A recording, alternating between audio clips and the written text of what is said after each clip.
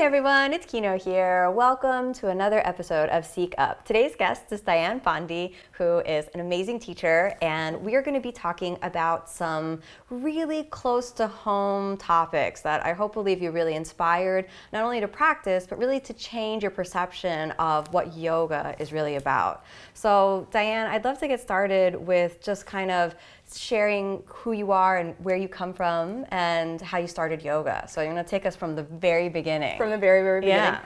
I started yoga really young. My parents were immigrants to Canada. So Where'd they come from? Barbados. Barbados. So originally from Barbados. Yeah. And so they immigrated first to England to get their education. My mom's a nurse, my dad's an engineer. And then they moved to Canada because they were looking for people in their fields in Canada. And it was always my mom's dream to see snow. So she wanted to live in Canada. And I'm like, you could have just saw it and then went back, right? Yeah. Like, it's so beautiful, right? So they moved to a pretty rural town in Canada. And my mom had 3 kids under the age of 4. And she needed something to kind of settle her mind and get a little bit of exercise. So she, I don't know if she purchased this book or if we borrowed it from the library.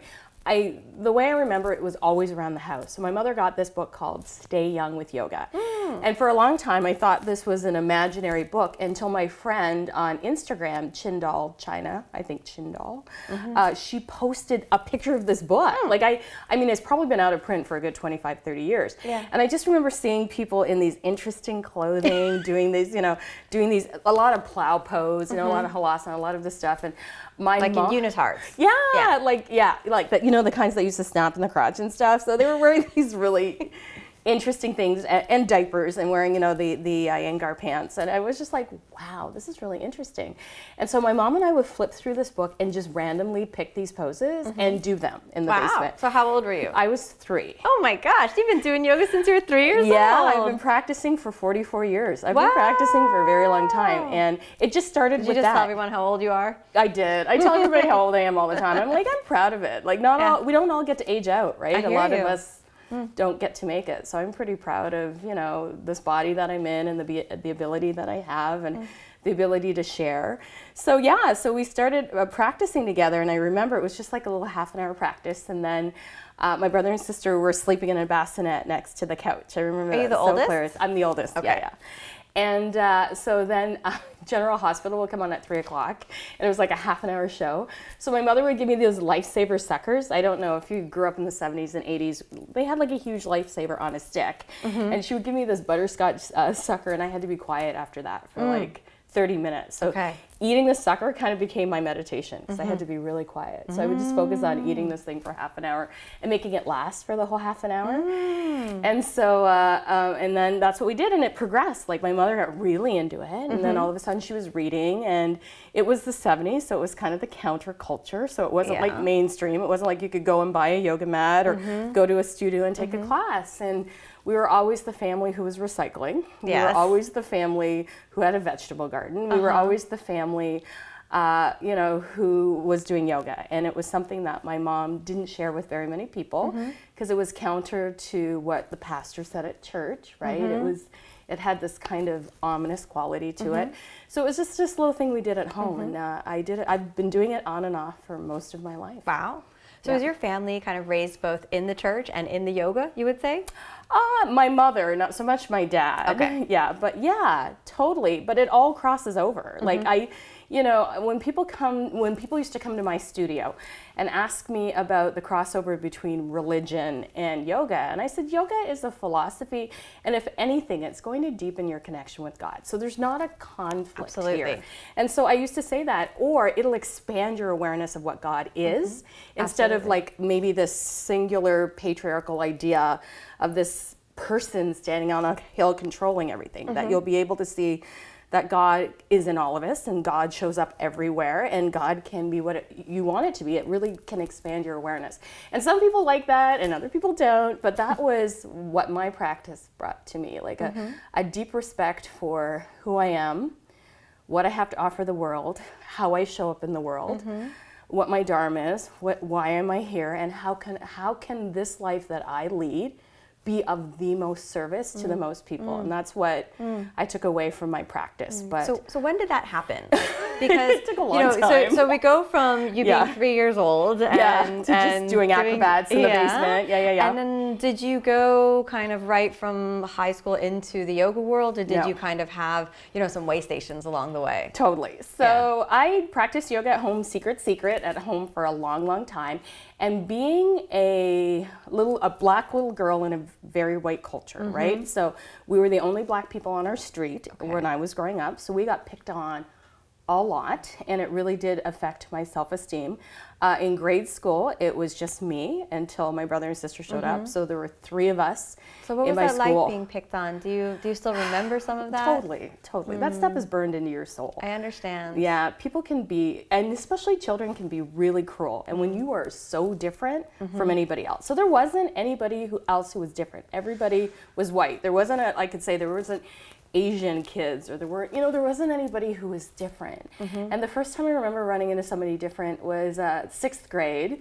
His name was Richard Long, and he was Asian. And I thought, oh my gosh, you're so interesting. Because everybody else has just been white, right? Yeah. And so I made it my mission to sit behind him. And I sat behind him, and I had the biggest crush. So all in 6th grade. And he was this phenomenal artist. Like, he was really into like Spider-Man, Superman, all that stuff like that. And I asked him if he would draw a picture of me, and he drew this beautiful picture of me, and I still have it with my like grade 6 stuff. But just because he was different, and we could be different together, because we were the 2 kids that were being picked on like relentlessly. People were cruel. And so having yoga to reinforce who I am and to reinforce my connection to something bigger was really huge. You were practicing that during that whole time. During that whole time. What an amazing tool. Yeah, and I just wish all kids could have that tool. I just had a really enlightened mother. And so then, we leave grade school, we go on to high school, and it kind of falls by the wayside, and I get caught up in fitness, high school and fitness and boys. By the time I went to high school, there were more people of color at high school, not a lot more. In a school of 500 kids, I think there were 13 of us. Wow. And we all clumped together like this clump, right? Yeah. But that was. Are you including also Asians and Latinos in that? I'm not. No. It's just us black kids. And if you were to say include those numbers would still be quite small. Yeah, I would. When I look back on high school, I don't remember. Maybe 1 South Asian kid or 2 South Asian kids. I don't remember any Latinx. I don't remember anybody like that growing up in high school. And so it might have very well been just because I was in my little black bubble, because I had never had that before, and I wanted to have friends that looked like me, right? Who had the same lived experience as I did, that we could, feel excluded together. So I kind of dropped off from yoga for that, because none of them were doing it, and I didn't want to not be cool. Yeah. With So them. now you wanted to fit into sort of like a new identity. Yeah. And sort of claim that and say, well, I belong somewhere. I belong somewhere, and these people look like me, and these people have the same experience as me, and they're also calling her the N-word, the same way they're calling me the N-word. Wow. So. Are you really? Yeah. This was the 70s and 80s. That flew around like, it's only probably in the last 10 years or so people are incensed by that word. That was common language for a long time. Even if you watch TV from the 70s and 80s, that word pops up quite a bit. In a derogatory way or just in a casual way? In a derogatory way. If you watch The Jeffersons, it shows up. If you watch All in the Family, it shows up. Yeah. But it's used to make people look stupid, though. Like, it's used in a way that... So let's talk about that. So you said it's used to make people feel stupid. So what goes on in a situation where maybe either casually or intentionally that comes on, whether subliminally someone's sort of saying, maybe it's like a dog whistle to racists or something like that, or maybe not even a dog whistle, it's a straight up call out. It's just right out there. Yeah. It's so a what goes on for you? It's a macroaggression. It's a macroaggression. What goes on for you? Usually when that word comes up, and we've seen it come up in the media quite a bit, where people on YouTube have gotten caught, like big YouTubers have gotten caught using it. I think the latest one was PewDiePie, who's like got the most followers on YouTube. And so what came up? How did that come up? He was playing a video game, I believe, and he called somebody in a video game the N-word. And then people try to distinguish. They're kind of like, well, we didn't use the ER, we actually used the A. To me, it doesn't friggin' matter, because historically, there is an energy and a reason behind that word. That whole word is to dehumanize a group of people for the longest time who were considered 3/5 human, okay? Written into the Constitution. Yeah, especially in the United States, it's something like that where I was reading about that, where the sum total of the people were all of the white men. Right, of course. 0 women. Of course. And like, what did you say? It was 3/4, or was it less than that? It was 3/5. even, it's 3/5. It's less than that. 3/5 of all of the African American slaves. Right. That's what created the population count, which determined the House of Representatives in the United States of America. 0 women. 0 women. So representation and bias, bigotry, and racism is baked into the legislation. Yeah, it's entrenched It's in entrenched the government. in everything. Is that true in Canada as well? Yes, I would say to a much subtler in the laws and the history? It's totally there in the laws and the history. How it should work in Canada, because we did have like chattel slavery in Canada.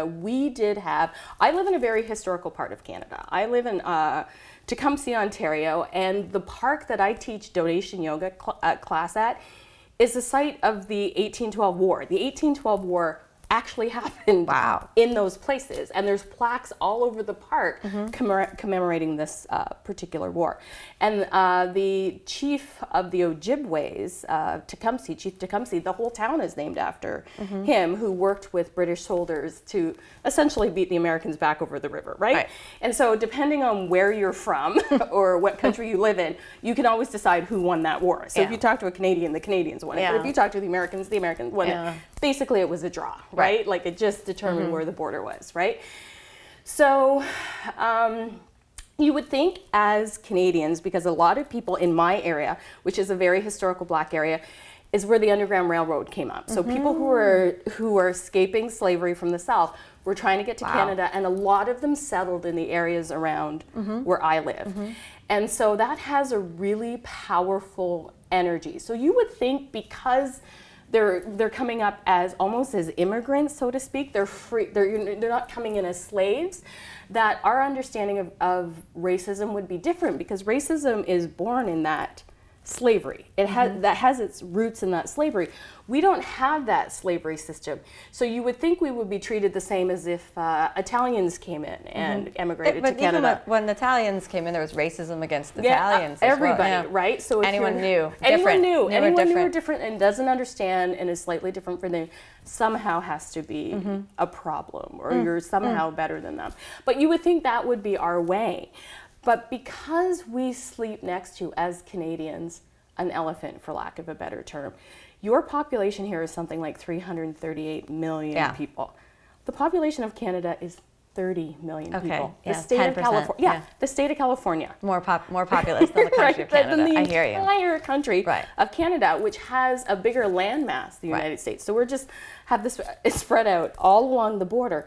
We feel like we're kind of experts in American and you're history, affected culture. by it as well, especially you are living so close to the border. We sleep next to a giant, and at any time you can roll over and crush us, and we're very aware of that. Yeah, that's crazy. But some of that policy and some of those ideas seep into our culture as well. And you're affected by things that you see in the U.S. media. Yeah, because we're bombarded. We're bombarded, right? So I'd like to talk about sort of two things on a personal level. I still, and it's maybe a bit touchy, but I think for many people watching, maybe who've just never had the chance to kind of really understand it from a personal perspective, like what does that do for you when you hear like a popular YouTuber on PewDiePie like use the N-word and try to kind of rationalize it like, well, I'm just using it because I heard it in a rap song or something like that?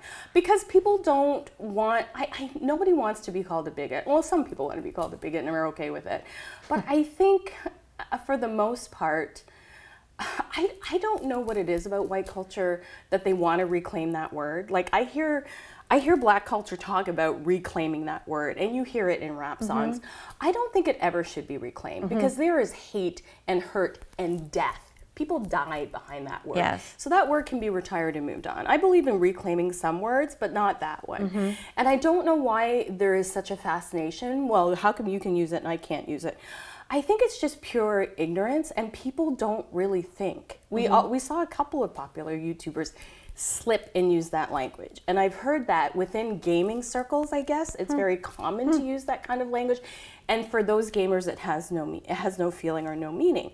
But when you grow up as a kid hearing that, and it's said to you to make you feel less than human, and that word is designed to make people feel less than human, it's a very visceral reaction. It's like somebody, like it's like a cut. It's like death by 1,000 cuts. You keep at it and you keep at it and you keep at it and you keep at it, and it just chips away at people's souls. And I don't ever think we need to reclaim that word. So you're in favor of removing it from African American culture, from altogether, white culture, from all, altogether. Just delete. Yes, Cancel, just delete. delete.